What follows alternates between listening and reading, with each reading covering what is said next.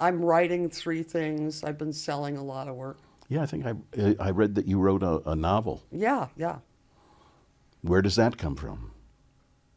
It was because when I was a young wife, relatively young, let's say, 29, um, what happens in Los Angeles is all the various charities and activist groups, they survive on calling young wives and bringing them in and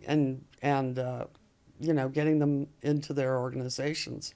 And so what I noticed was this was an entirely interesting breed of people. You can think what you want about someone, a trophy wife, let's say it's the third marriage or something.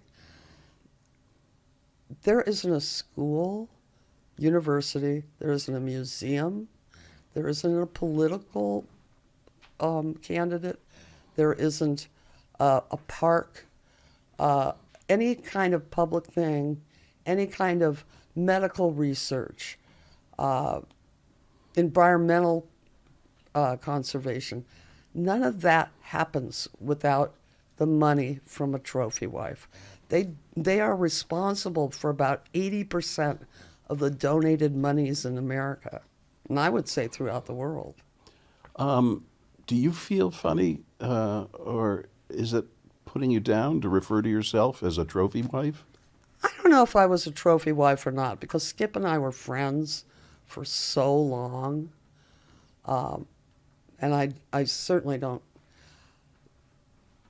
like the stereotype of someone who's vacuous who married an old guy for money because I didn't marry an old guy, you know. But I I I I sort of was plunged into that world. There were certainly a lot of women that were definitely were trophy wives. They were like married to guys like 40 years their senior, and it was an interesting group. So I couldn't help but have to write about them.